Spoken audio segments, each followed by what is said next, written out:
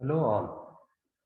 I welcome you all for the session on solid phase extraction. We have already discussed in our module 1 on solid phase extraction, and we have understood about the definition of solid phase extraction, principle involved in the selective transfer of the solute from liquid phase to solid phase, different kinds of mechanisms involved in the transformation of the solute from one phase to another phase, and what are the commonly used sorbents we have also discussed, and various types of interactions which are involved, and they decide the extraction of the solute from the sample. All these things we have described and understood in our previous module on solid phase extraction. In today's module, let us understand about the instrumentation aspects of solid phase extraction. So what are the different kinds of instruments we will be using in performing the extraction process by using solid phase extractors? What kind of SPE instruments we will use? Whether the sophisticated instruments are required or simple instruments are required, we will understand in this particular module. So at the end of this particular module, you will be able to understand, you will be able to describe what are the commonly employed solid phase extractors, how to perform the separation by using SPE instrument, what are the steps involved in the solid phase extraction, and how the analytes are going to be separated by using different kinds of instruments, what are the advantages of different solid phase extractors and applications.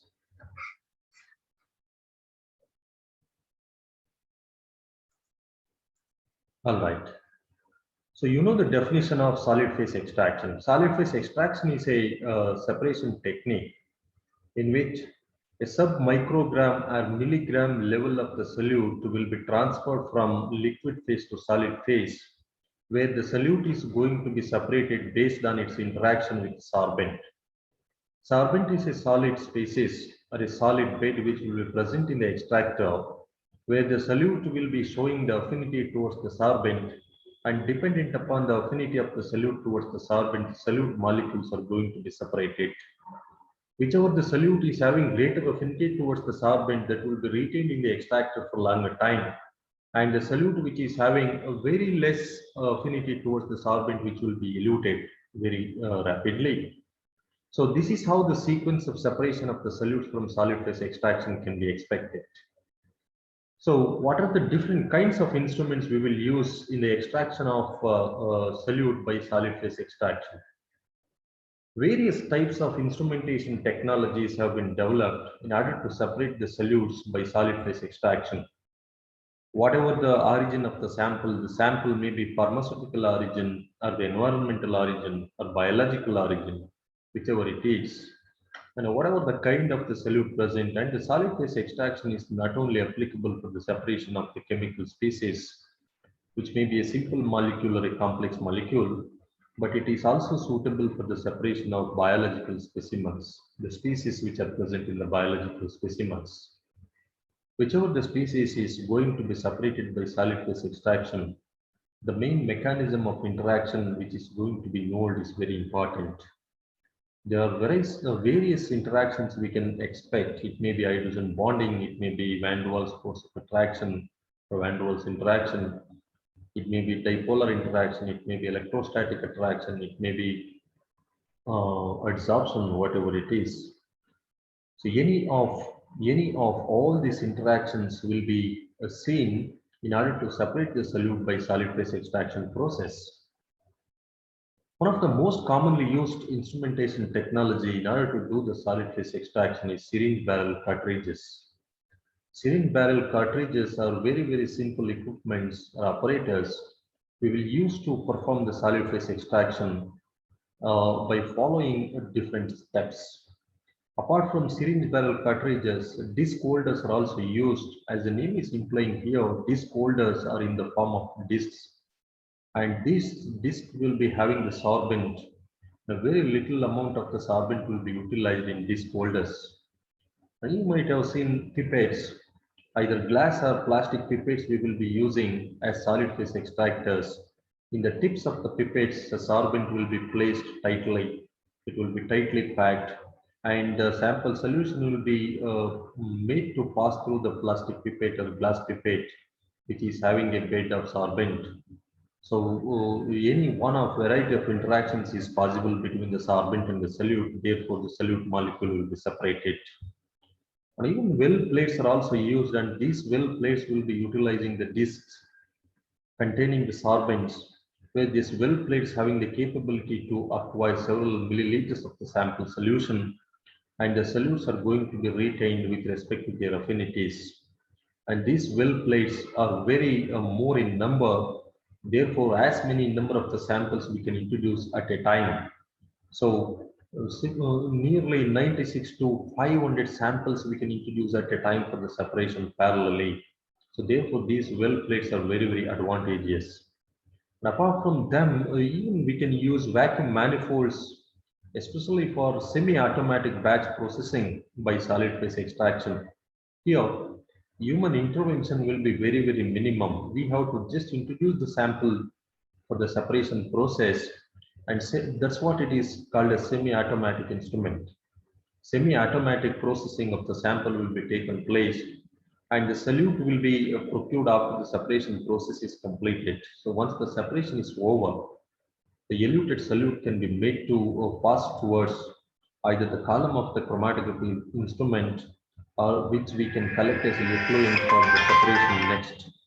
So therefore, these vacuum manifolds are also very, very important in solid phase extraction process.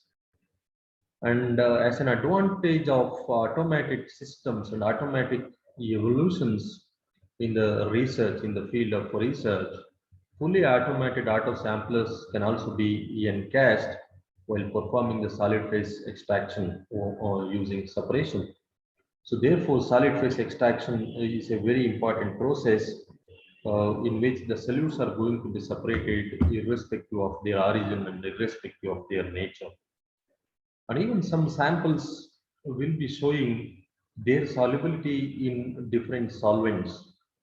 We cannot say all the samples should be soluble in only one solvent. In such cases, we may have to use different solvents, such as different liquids. So therefore, in such cases, liquid handlers will be playing deciding role. Therefore, XYZ liquid handlers are also used in order to vary the elution power or the solvent power. The solute will be made to interact with different liquids. Therefore, the dissolution of the solute, dissolution of the sample can be initiated, can be effected. Therefore, a suitable solution after complete dissolution can be made to interact with sorbent which is present in the solid phase extractor. And even robot controlled workstations are also very popular nowadays. And this is a innovative outcome in the field of solid phase extraction research, where the robotic functioning of the separation process will be done very easily. Within no fraction of time, within very less interval of time, hundreds of samples can be subjected for separation by solid phase extraction, especially by using these robotic workstations. And these robotic workstations will be encashing XYZ liquid handlers, fully automated auto samplers, and even semi-automatic batch processing systems, and even with well plates. All these things will be hyphenated in these robotic workstations. It will utilize the principles, it will utilize the operations done by this well plates, semi-automatic batch processor, auto samplers, and XYZ liquid handlers. All of them will be combined together in order to increase the efficiency of the separation. Not only the efficiency, but also the selective separation of solute can be made very easy.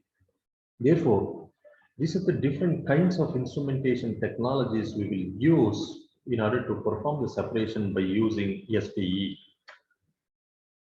Out of which, a very important solid phase extractor is going to be syringe barrel cartridge.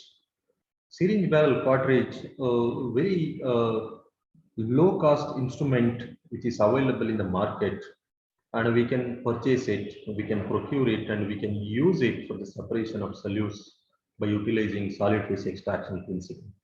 So what are the steps involved there, and what are the particular operations we have to do? Let us discuss. in these pictures, there are two pictures in this particular slide, and this picture presenting how the syringe barrel cartridges looks like. These are syringe barrel cartridges. The sizes expresses their capacity. If a syringe barrel cartridge is bigger in size, its capacity, sample throughput capacity is more, whereas the smaller one is possessing smaller sample throughput. Therefore, dependent upon the sample size, we can decide which kind of syringe barrel cartridge, what should be its capacity we can use. So you can see inside this cartridge, inside this particular tube, and this tube is made by either polypropylene or plastic or glass, and even glass syringe barrels can also be used. So this is filled by an amorphous or a finely divided sorbent, and this sorbent may be polar or non-polar. It may be silica or modified silica, or alumina, charcoal, or cellulose, or starch, or aminopropyl silica, cyanopropyl silica, anything, beta cyclodextrin, whichever the sorbent we are going to use for the separation process. And the sorbent selection is solely dependent upon what kind of sample we are going to handle. So if we know the nature of the sample, we will also certainly knowing what are the solutes to be present in that particular sample. Whether polar solutes are present to the maximum extent, more number of polar solutes are present or not, or less polar solutes are present in the sample or not, we can decide. By knowing the origin of the sample, what kind of sample we have collected, what is the source of the sample we have collected, whether we have collected the urine sample or we have collected a plant leaves or bark or the roots of a plant or animal tissue or a fish tissue, whichever we will be knowing, we will be having the knowledge, and dependent upon our prior knowledge, we can decide which is the sorbent we have to use for the separation process. So the sorbent will be filled in this particular cartridge and it will be used for the separation process. Apart from these type of conventional cartridges, even the discs can also be used, as I mentioned. The discs I have presented here are seen in this manner. They are circular in shape. They will be having the diameter of 47 millimeter. So these discs are not only used alone, but also they can be made use. In the syringe barrel cartridge. So you can place this disc into the syringe barrel cartridge.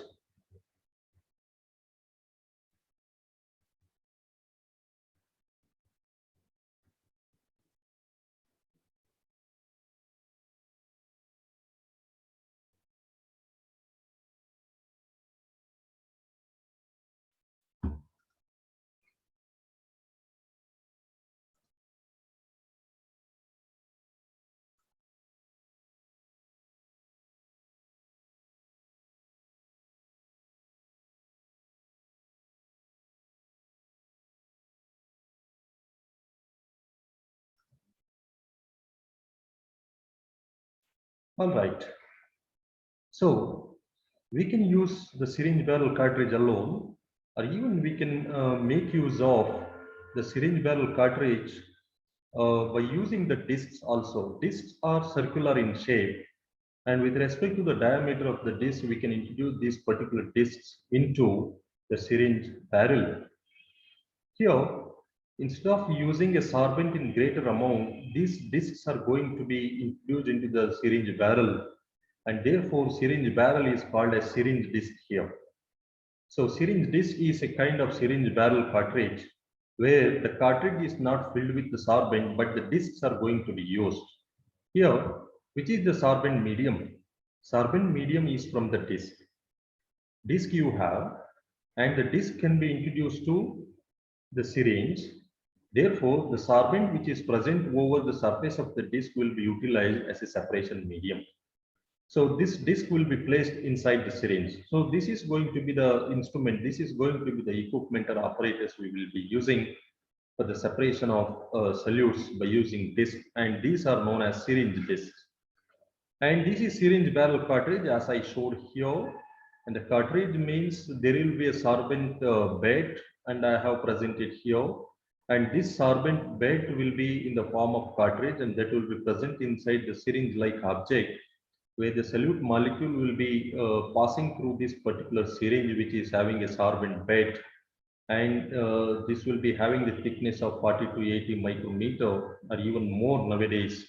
So the solute is going to interact with these particular sorbents which is present in this syringe. Therefore, these are the two different views I can present. These are the syringe barrel cartridges, and this is the syringe disc, and this is also a syringe barrel cartridge in which a cartridge of sorbent is present. Solute will be interacting with this particular sorbent which is present in the cartridge. Right. Here, I have presented in an elaborated manner how the syringe barrel cartridge will be employed in order to do the separation process. All right. So, you can see here different syringe barrels I have presented here. One is bigger, another one is smaller, and something is having more amount of the sorbent and something is having very less amount of the sorbent, etc. So particularly any syringe barrel cartridge, if you take, the syringe will be made by polypropylene material.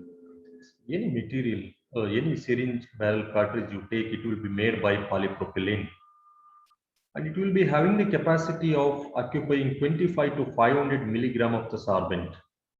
Into this particular syringe, we are able to fill around 25 to 500 milligram of the sorbent. And as I showed in the previous slide, that sorbent is going to be retained in position by polyethylene treated discs. Some will be utilizing this, or some may not utilize this. So glass wool can be placed, and over the glass wool, the bed of sorbent will be put. The bed of sorbent will be present. Otherwise, polyethylene treated discs will be there. These treated discs are permeable for liquids to pass through. So it will give access to the liquids which will pass through the sorbent, which will pass through the syringe barrel cartridge during the separation process.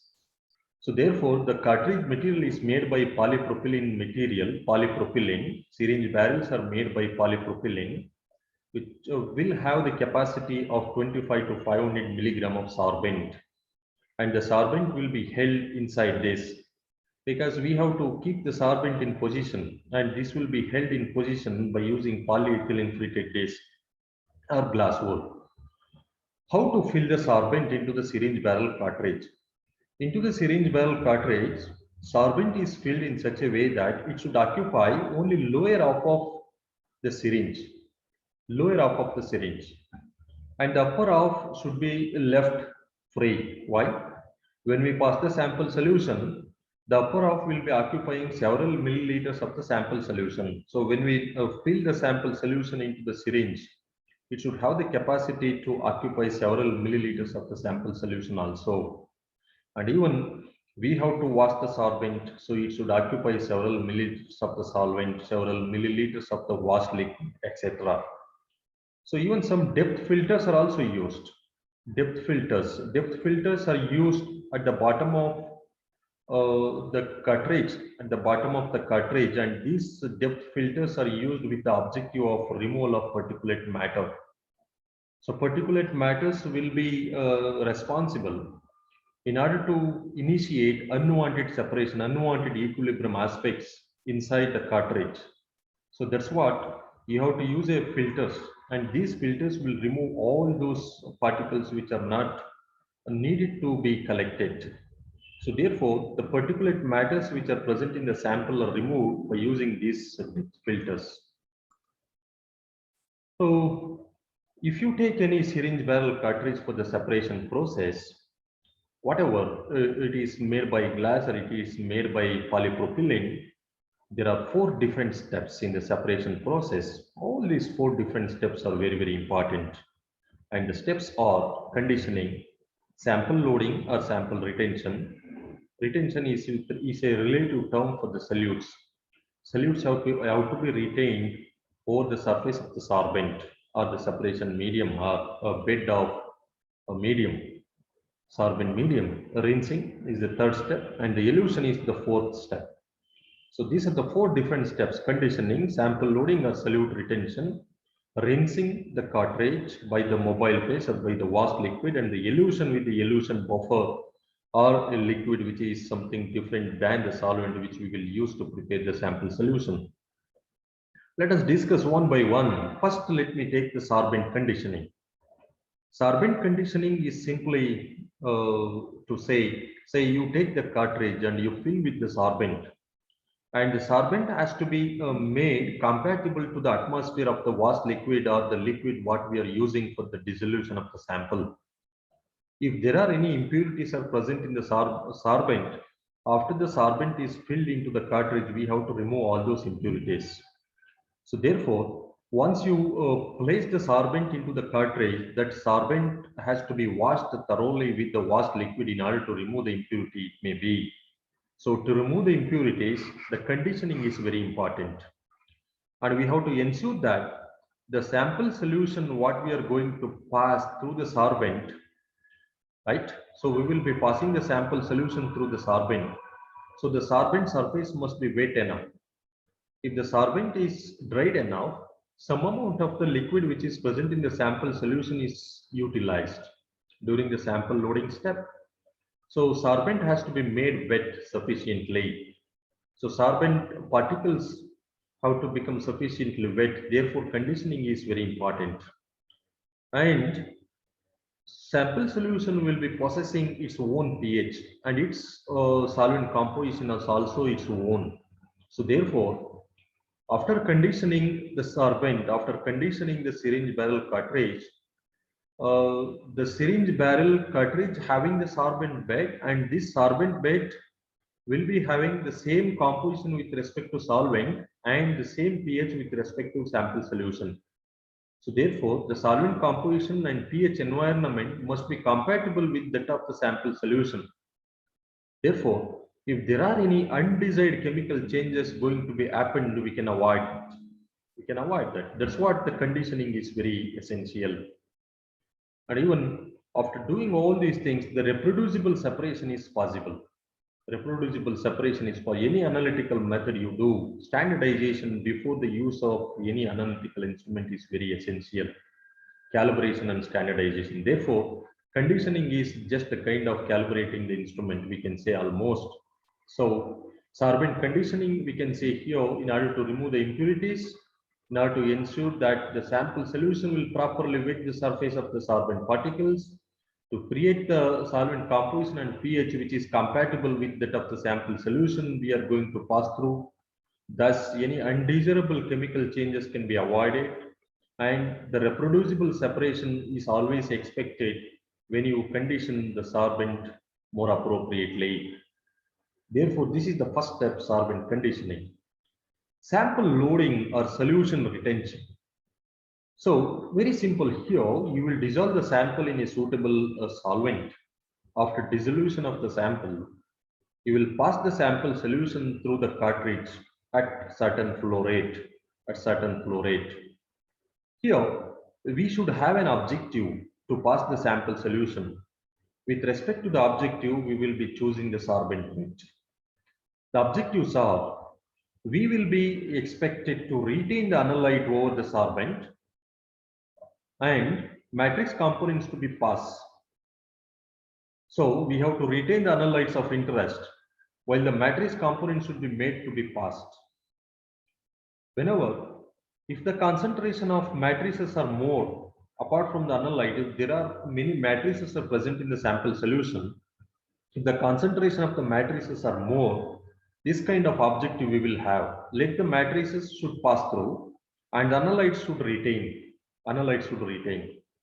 If the analyte concentration is low, if the analyte is present in very trace or ultra trace level, we have to reverse our objective. That is, let the matrices to stay in the sorbent, to stay in the cartridge, and the analyte to move. So, and this is not default adjustment. We can reverse this adjustment also. If the analyte is low in amount, analyte can be retained. If the matrices are low in their amounts, matrices are retained, or vice versa is also possible. So you can see in this picture, first from the first step, the sorbent has been conditioned. So the sorbent is free from any such impurities. So the sample solution is having with the solute and the impurities or any unwanted species,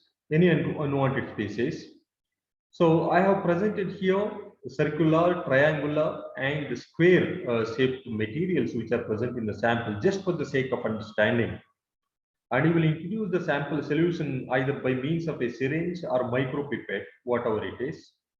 You will introduce at certain flow rate into the sorbent.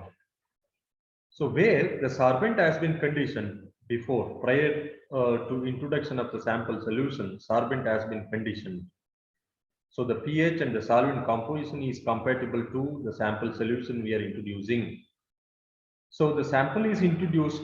For the dissolution of the sample, the solvent has been selected in such a way that whether we have to retain the analyte or the matrix. Right. The solvent we are going to use for introduction of the sample should have a very weak power of elution to the species to be retained. Elution power means it may be its polarity or maybe its property matching with the analyte or matching with the species which is present in the sample. If you assume if the property of the analyte is matching with the solvent, we are intended to use the solid phase cartridge or solid phase extractor to retain the analyte. The elution power of the solvent is more, so analyte cannot be retained in the sorbent. Whenever the cases are, if the solvent is having more polarity and the analyte is also polar, then you cannot retain the analyte in the sorbent. Solute or analyte will pass along with the solvent. So you have to use the solvent which is having less elution power to analyte.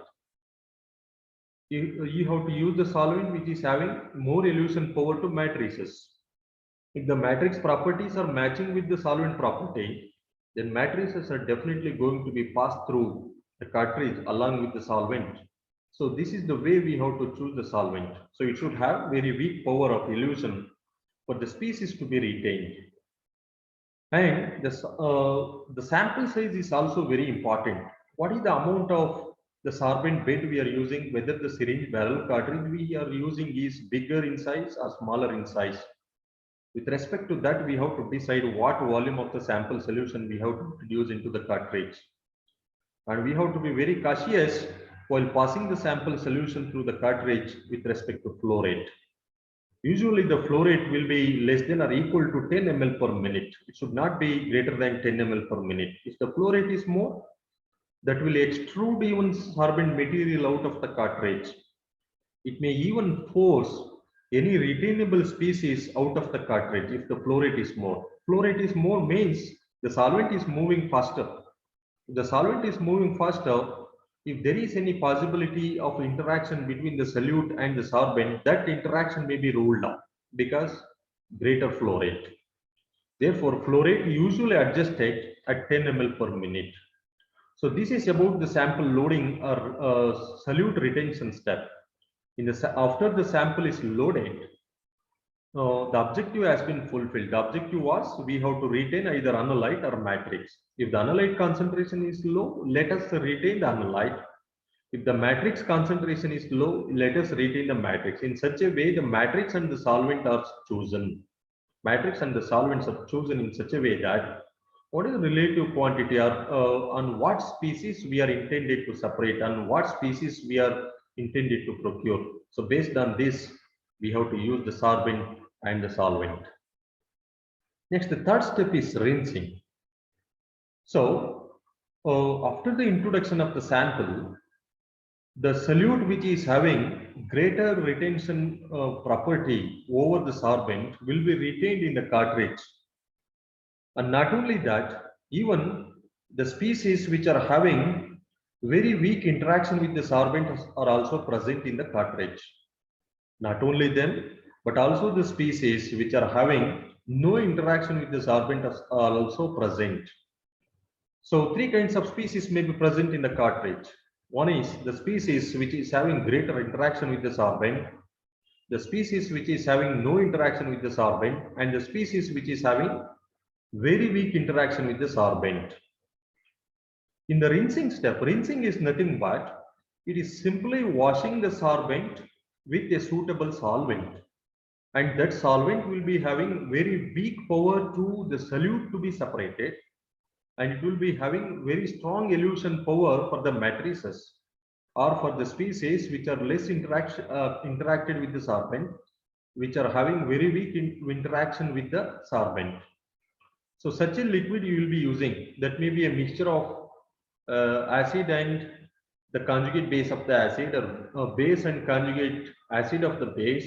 Any buffer you can use, any neutral solvent you can use. In some cases we may use strong acids, we may use strong bases, etc.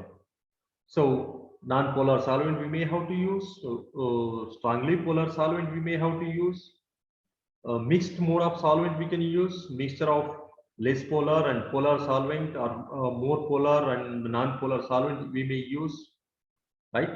Mixture of water acetonitrile we can use, mixture of potassium dihydrogen phosphate methanol we can use, mixture of acetonitrile methanol we can use, etc. So that is dependent upon the case of the analyte which is to be present and which has to be separated. So rinsing is very important, as I told, in order to remove all those species which are not retained by the solvent. So in the retention step, we aim to retain analyte, not the matrices. So matrices are not retained. Of course, some matrices have been retained with very weak interaction with the solvent. So they have to be removed from the solvent. So that will be done by passing a washed liquid through the solvent, right? So to remove all of those components which are not retained by the solvent, this rinsing step will assist. So, and which may remain trapped in the interstitial solvent are also be removed. Some species will be remain entrapped in the interstitial solvent during the sample loading, because several milliliters or several microliters of the solvent will be present in the cartridge during the sample loading. Therefore, those species which are entrapped in the interstices of the solvent, they have to be removed. So that's what the rinsing is very important. So the retention, during the rinsing, the retention of the species may be analyte of the matrix, dependent on our objective, what we have fixed before. So whatever the species not retained by the sorbent will come out along with the washed liquid, and the species which has been retained by the sorbent which will be staying in the cartridge. So that's what the figure I have presented here. So rinsing means you have to rinse the column to remove undesired matrix components if you are intended to remove the matrices. The matrix concentration is low, you will be removing the analyte. You'll be removing the analyte. So you can see here, the species is loosely held, triangular form of the species is loosely held. During the rinsing, that species is going to be coming out, going to be out, because this is loosely held. So this we can expect during the rinsing stage. Still, there are other kinds of species present and they cannot be removed by rinsing. So what we can do, we have to go to the next step, that is elution step. This elution step is the last step while using syringe barrel cartridges. And this elution step is very important step in order to recover the analyte. What are those analytes which have been retained in the cartridge? So in the rinsing step, weakly bound or less retained species have been removed. In the elution step, all those species which have showed the retention over the surface of the sorbent can also be removed. Here, the species may be undesired or desired. During the elution step, we can remove both the kinds of species. The species may be undesired or desired. So after the species eluted out, elution is a process of washing the cartridge again with the fresh liquid, washed liquid, and to procure the solute which has been retained over the surface of the sorbent. It is a washing process, that's it. Rinsing means we have to rinse the cartridge with several milliliters of the fresh washed liquid with the objective of removal of less retained species or weakly retained species. Elution step means we have to elute the species which has been already retained over the sorbent bed. Here, the liquid in the rinsing step and the washed liquid in the elution step may be same or different. Maybe with the same concentration or different concentration. If you use greater concentration, the species may be get eluted. If you use lower concentration, species may not be getting eluted. So that is dependent upon the scenario in which we are using the separation procedure. So in order to recover the retained analyte, this elution step is very important.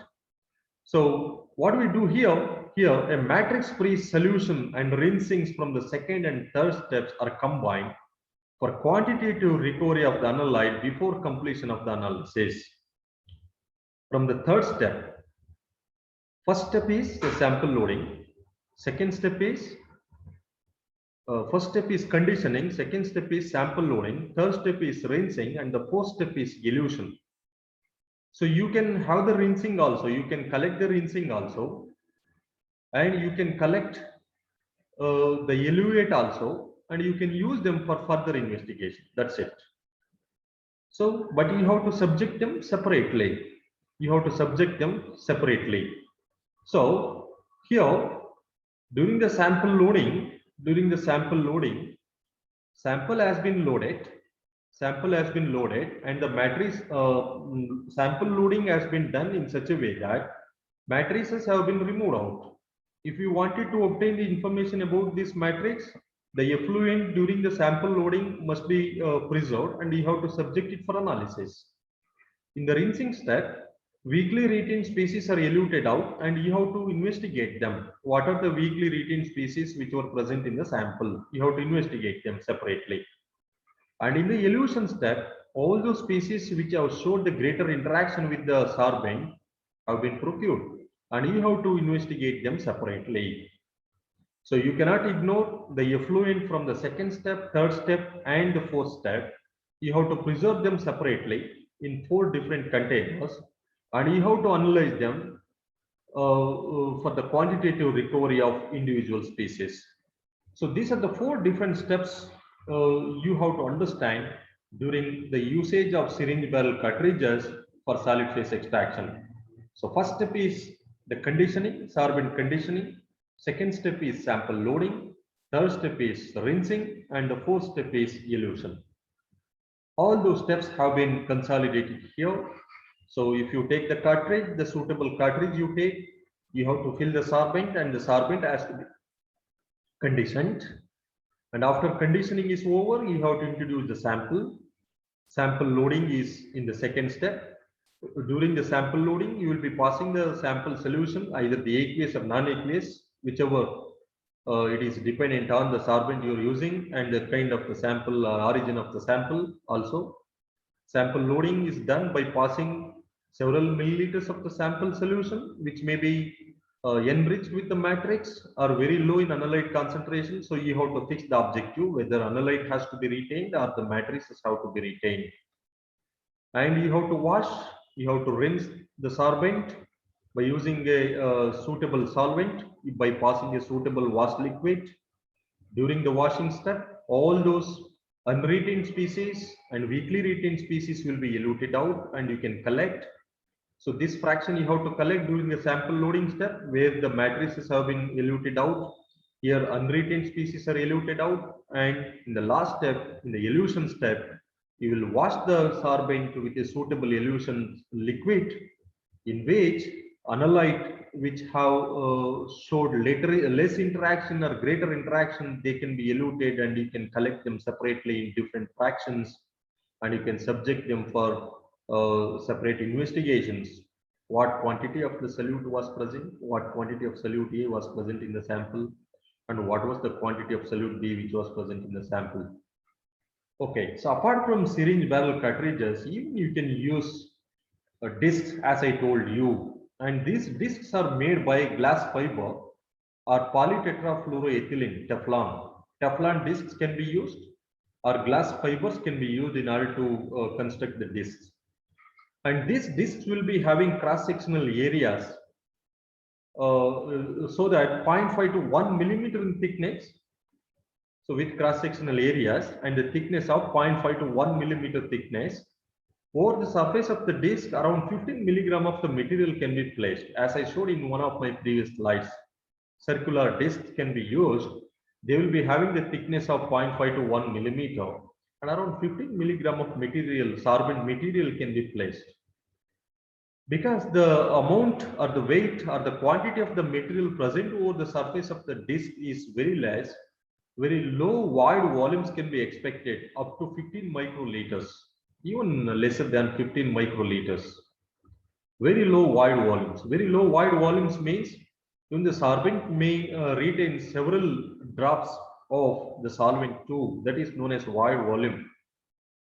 So our void volume is also known as, it is the volume of the solvent required to pass through the disc. To pass through the disc. If it is not containing any solute, what is the volume of the washed liquid required? What is the volume of the solvent required? That is void volume. That will be lesser than 15 microliters. Because the material is less, even the sample throughput will be less.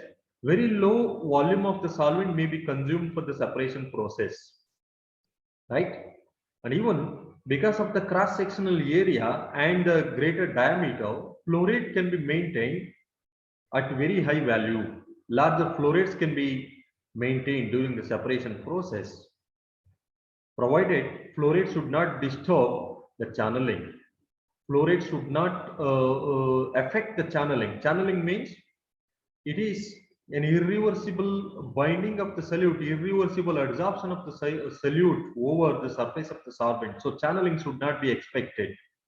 Whichever the flow rate you are adjusting, if the flow rate is minimum, channeling will be more. If the flow rate is more, channeling will be less. So channeling is nothing but it is an unwanted interaction of the solute. So irregular interaction of the solute with the sorbent, that is channeling. So the width of the spot width of what we can say theoretical space occupied by the solute will be more. That is known as channeling. So a broader space has been occupied by the solute over the sorbent bed. That is channeling. So this channeling will be more when low flow rate is maintained, because there will be more scope for the solute to interact with the sorbent. So channeling will become more. So when we use discs, you can make use of several discs with different sorbents.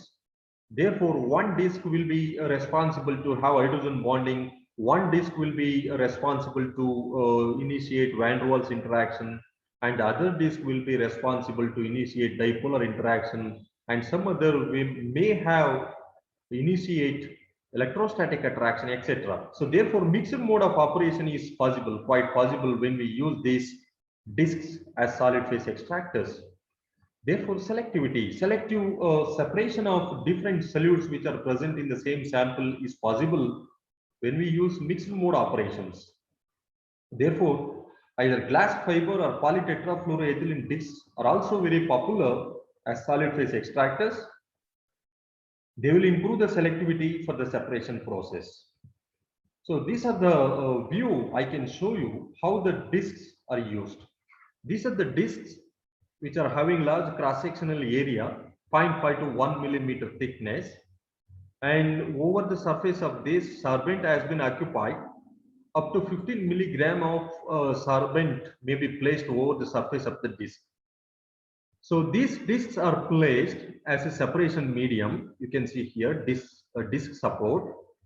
These discs are placed or assisted by the gasket so that they can be placed very tightly. They can be placed very tightly, and this will be holded by means of a clamp. So here there is an extraction manifold and there is a collection wire. This is a sample reservoir. So below the sample reservoir, there will be disc. You will pour the sample into the sample reservoir, and the sample solution will pass through the disc.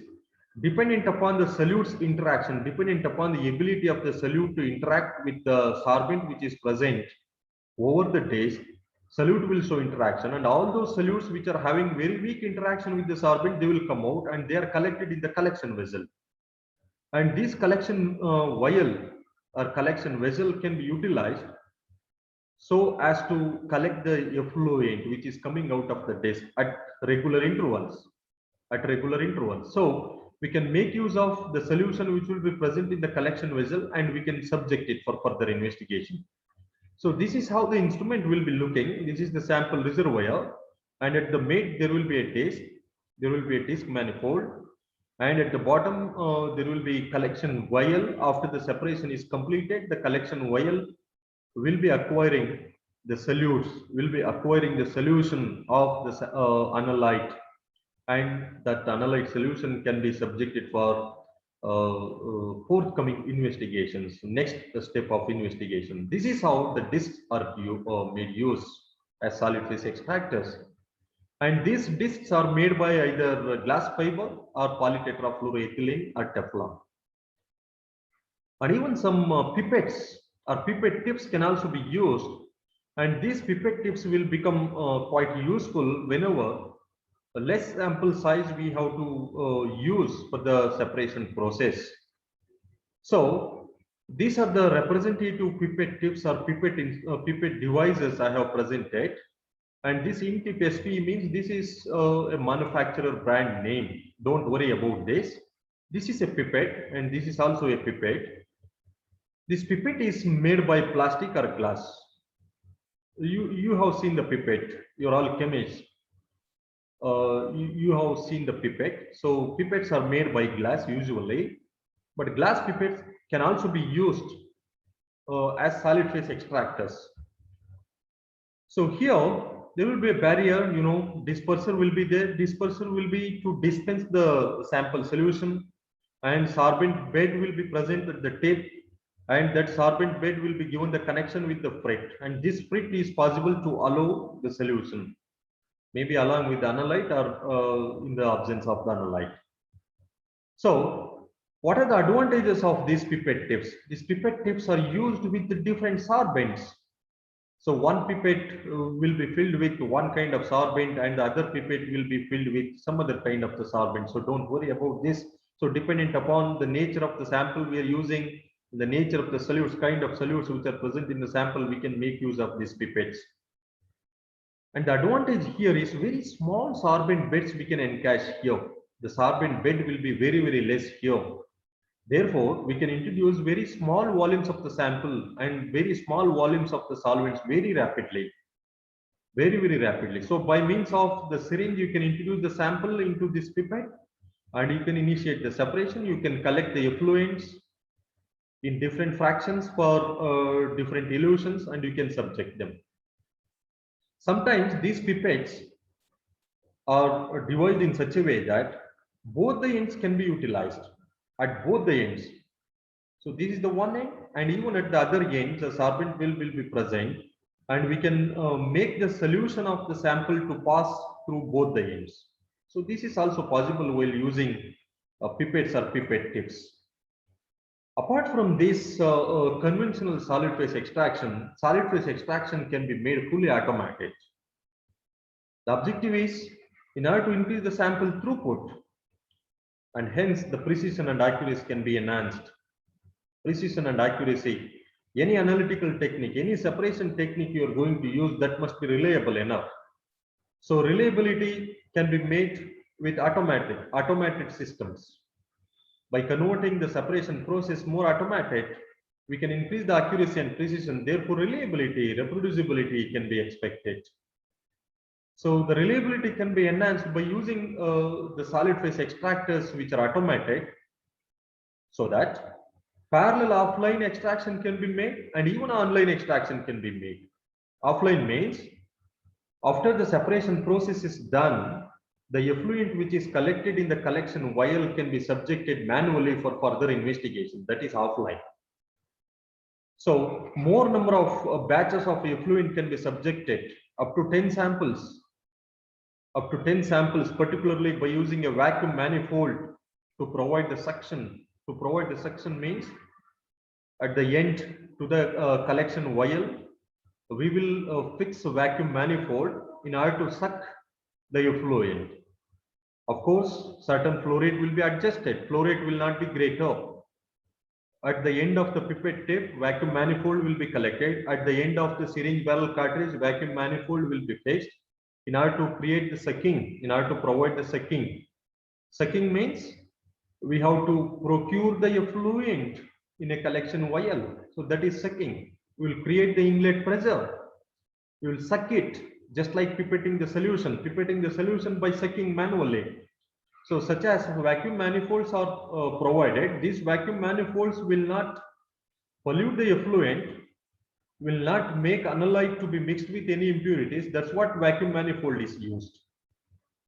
And the effluents, after collection of the effluent, further investigation can be made offline or even online. Online means online auto samplers are nothing but we will just introduce a number of samples in the auto samplers, and everything will be done by this extractor. Sample selection for the extraction process, and vacuum sucking will be done by itself, and it will be responsible to pass the effluent towards any other instrument we are using for the investigation further. So everything will be done by this instrument only. That's what this online auto sampler.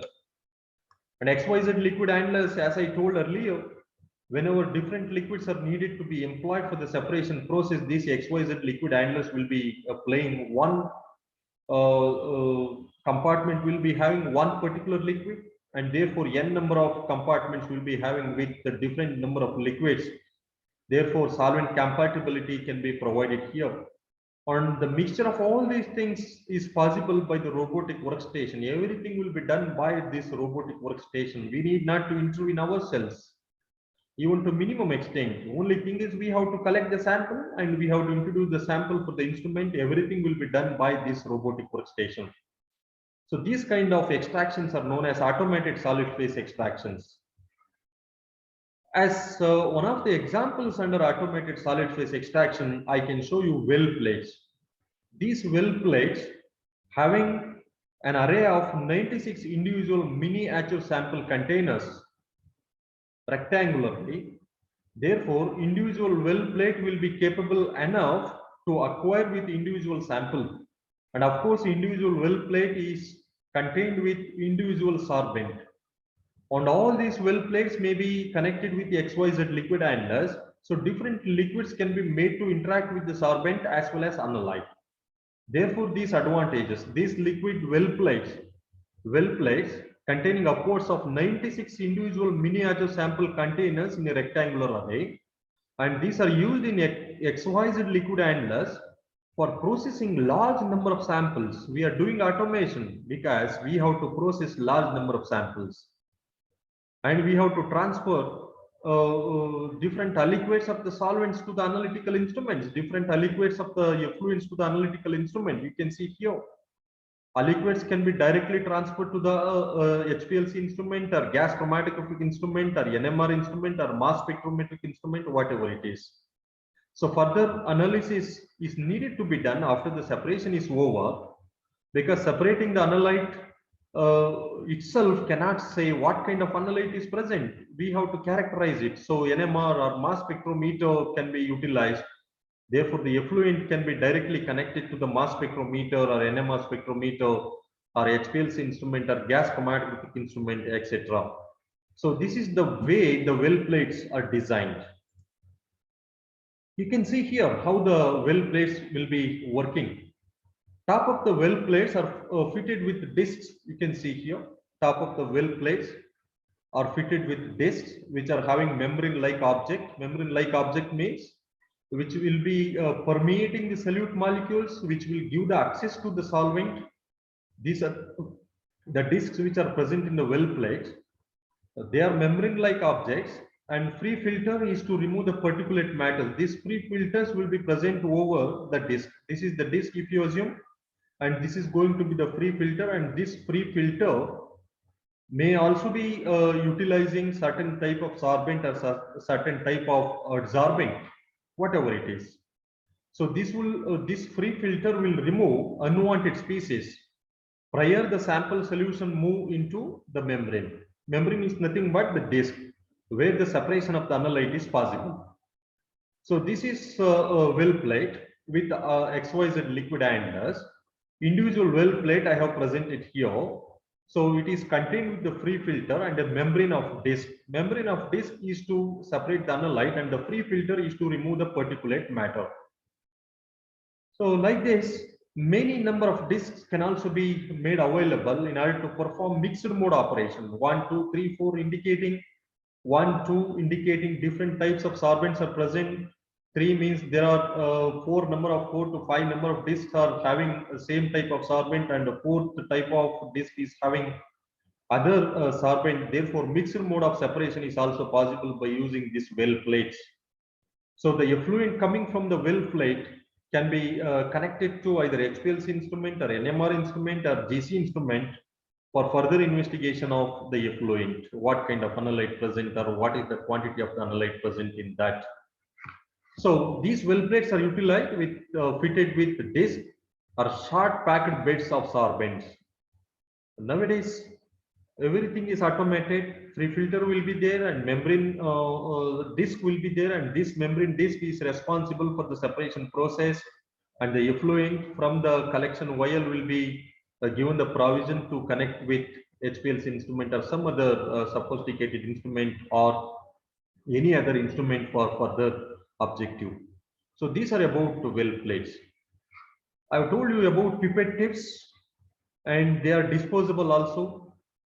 And these pipette tips have given the provision to handle with liquids.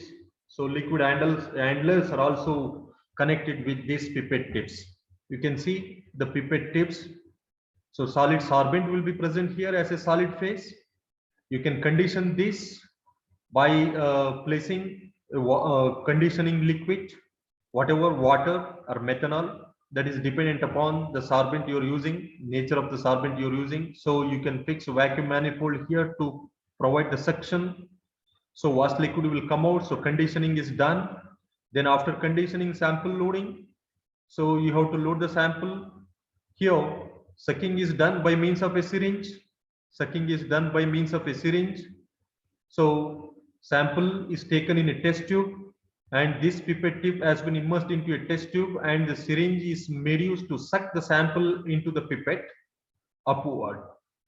You can see here the movement of arrow, direction of arrow. You have to aspirate the sample. Sample is taken in the test tube or in a sample reservoir, immerse the pipette tip and suck it and suck it.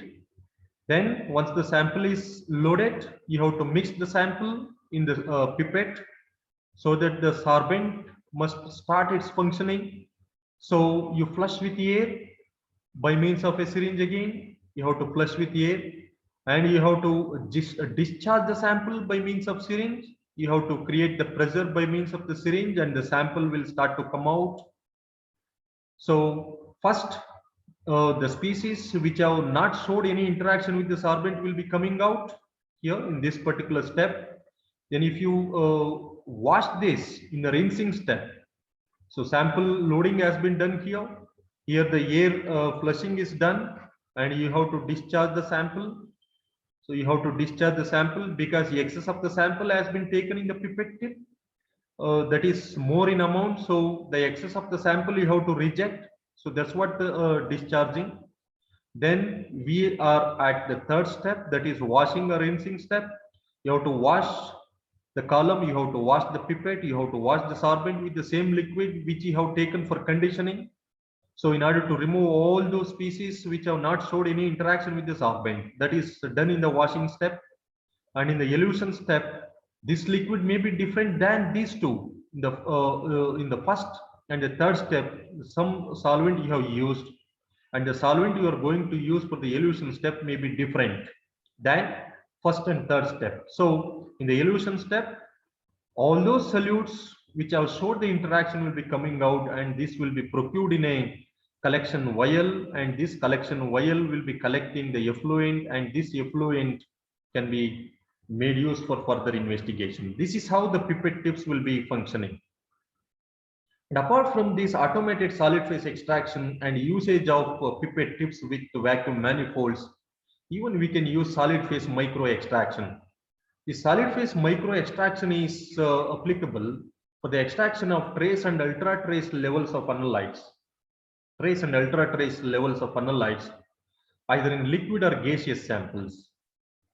Even solid samples, if you have to convert such solid samples into liquids, and the samples in either liquid or gaseous state, you have to subject it for separation. Here, we will be concentrating the solutes which are present in liquid or gaseous sample over the surface of fused silica, which is coated by polydimethyl siloxane or carbowax. These polydimethyl siloxane or carbowax are better adsorbents. Therefore, they are used as stationary phases in gas chromatography. That you will understand when we come to gas chromatographic aspects. So we will use a optical fiber of fused silica, and the exterior surface of this fused silica is coated with adsorbents such as polymeric adsorbents such as polydimethyl siloxane or carbowax. So with respect to polarity of the solutes, they are going to adsorb over the surface of this polydimethyl siloxane or carbowax, and hence we can expect the retention of the solute. This is how solid phase micro extraction will be done by using the equipment. This is a simple equipment which is having connected with the polymer coated fused silica fiber. This one you can see, and this can be immersed into the sample reservoir, and this has given connection by giving the provision to a stainless steel needle. Into this stainless steel needle, this optical fiber will be movable. It is movable. So there is a septum piercing needle. We can move this front and rear by means of this plunger. Very simple. This is just like looking like a syringe, and the needle of the syringe is this one. So over the outer surface of the needle, polydimethyl siloxane or carbowax coating has been made. Over the surface of PDMS, polydimethyl siloxane or carbowax, the solutes are going to be adsorbed. And this polymeric coating will be in between 5 and 100 micrometer thickness. The polymeric coating over the surface of this optical fiber, fused silica optical fiber, will be 5 to 100 micrometer thickness. So after conditioning, this can be used for separation. What you can do, you can immerse this optical fiber coated with PDMS or carbowax into the sample reservoir, and you can make the solutes to adsorb over this optical fiber. Then once the collection is done, once the solutes which are present in the sample is done over the surface of this optical fiber, you can directly introduce this into the sample injection port in the chromatographic instrument. So that's what this is known as micro extraction instrument. So there is a fused silica optical fiber coated with polydimethyl siloxane or carbowax that is protected with the stainless steel needle. There is a septum piercing needle in order to make this optical fiber to move in and out. There is an adjustable needle guide or depth gauge in order to see the liquid level or in order to see whether the sample is collected or not. We can just see that by means of a viewing window, and there is a Z slot connected to the barrel, and there is a plunger in order to plunge it. Very simple. Action of piston, action of needle can be expected while using this device. So of course it also requires the conditioning. So without conditioning, we cannot introduce any object for the separation process, because the particulates or the impurities present over that device or over that equipment itself may lead to inadequate results, improper results, inaccuracies or imprecisions. Therefore, conditioning is very essential. Because this is reconditionable, absorption and desorption process are possible. So we can use it repeatedly. So as many number of samples we can subject. So this is the process. You assume this gray color object presented in the device is fused silicon fiber coated by PDMS or carbowax, over which the solute molecules are adsorbed, procured. How to procure this? You take the object and you immerse into the sample reservoir. Sample reservoir is containing the sample solution here. So the solutes are present in this sample solution. There is object, silicon fiber object coated by polydimethyl siloxane or carbowax coating is there. Over the surface of the coating, solutes which are present in the sample are accumulated. This is sorption process. Sorption process. Whenever the solute concentration is very less, even such cases, this particular device is more usable. So that's what the solutes are procured. This is known as sorption step. So during the sorption process, this is dependent on the temperature and the concentration of the analyte and other species present in the sample solution, and what is the thickness of the polymeric coating, or what is the volume of the polymer we are using, and the rate of stirring. So you have to maintain adequate temperature. Temperature is a direct factor which will disturb the sorption process. So equilibrium of separation process is affected by the temperature, concentration of the analyte and other impurities or other species, thickness of the polymeric material. We have to use highly thick polymeric coating. Therefore, there will be more scope for the accumulation of the solute molecule over the surface of the polymeric coating. And the continuous stirring will be continuously bringing the solute molecule towards that polymeric coating. Therefore, continuous stirring is also very important. If you maintain all these parameters adequately, then the detection limit will be very low. Means even very lowest quantity of the solute, if it is present in the sample, we will be able to separate it. We will be able to sorb it over the surface of that silicon fiber. Therefore, lowest detection limits, but sometimes longer equilibration times may be expected. Longer equilibration times means in order to initiate the sorption process, in order to complete the separation process, you may have to wait for longer time. So therefore, you have to play with the temperature and the time. T, time, T, temperature. Two T's you have to be very careful. So you have to know what is the duration you have to maintain, and what should be the concentration, and what should be the temperature you should know, you should aware of it. And once the solutes are collected, you have to desorb. Say for example, at 25 degrees Celsius, all those solutes have been collected in this particular step. The temperature was 25 degrees Celsius. Then you have to remove all those solutes back. Separated solutes you have to get back. What do? You immerse that particular needle, you immerse that particular fiber into a suitable solvent, and you just vary the temperature. That's it. So sorption will be done at one particular temperature, and that sorbed solute will not be present intact at all the temperatures. We cannot say at all the temperatures the solutes will be present intact over the surface of the fiber. If you disturb the temperature, desorption possible. How long you have to vary the temperature? How long you have to maintain that different temperature? So temperature in order to accumulate the solute in the first step after immersing the fiber into the sample reservoir will be different than the temperature to desorb those solutes. So careful control of time and temperature is necessary for sampling and analysis. Analysis means once the sorption is over, you have to dispense all those solutes for the chromatographic instruments.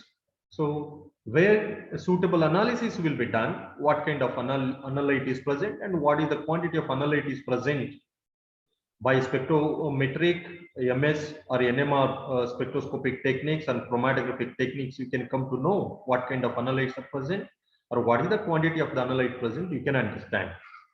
So temperature and time you have to be very careful. So sorption means accumulation of the solute over the surface of the fiber, and the desorption is nothing but you have to remove, you have to disturb all those analytes to get back into a suitable solvent.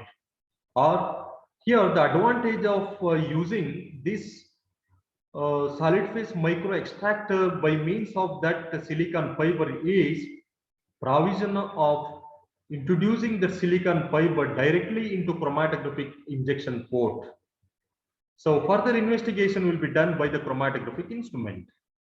So here I have showed this is a silicon fiber coated with PDMS and Carbovax coating. After the analytes have been accumulated over the surface of this, you can remove this out and you can directly inject this into the injection port of the chromatographic instrument. So therefore, this is the advantage of using this solid phase micro extraction technique. And here there is one important advantage of this solid phase micro extraction when compared with conventional solid phase extraction. We can avoid the solvents. We can avoid the solvents. Here you just dissolve the sample in a suitable solvent. You make the solutes to accumulate over the silicon fiber and you introduce to the chromatographic instrument.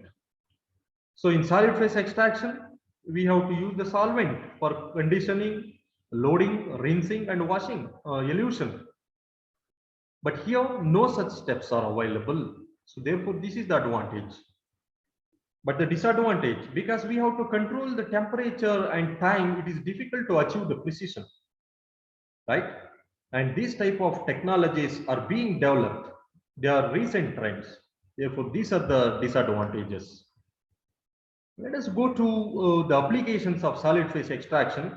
As you know, solid phase extraction is a very important technique. We cannot complete any analysis without separating the matrices from the active species. Active species may be analyte or any other species. Therefore, in the sample pre-treatment steps, we will be using this solid phase extraction. Sample pre-treatment steps.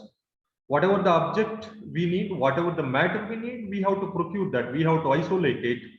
So we have to pre-treat the sample with sorbent. We have to pre-treat the sample prior to the analysis of that particular sample solution by any other technique. So in the sample pre-treatment or sample preparation steps, we need this solid phase extraction.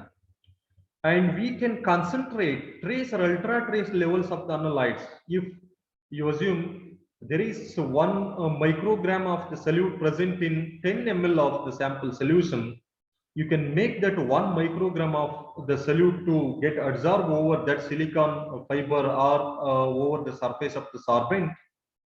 Then we can dissolve that solute from the sorbent. You can collect it in 1 ml of the solvent. So 1 ml solution you might have get. So 1 liter to 1 ml, 100 ml to 1 ml, etc. So you can increase the concentration. So from lower value to higher value, that is nothing but the concentration. So whichever the solute which is present in trace or ultra trace level, we can concentrate it by solid phase extraction technique. And by means of this solid phase extraction technique, we can remove the matrices such as proteins, polymers, resins, etc. Whenever we are intended to analyze the biological samples, there is intention to remove the proteins and even some polymeric materials and even resins in some other kind of the samples, it will become inevitable. In such instances, we will be using solid phase extraction technique. I have presented here some specimen examples. The application of solid phase extraction in the analysis of environmental, clinical, biological, and pharmaceutical samples.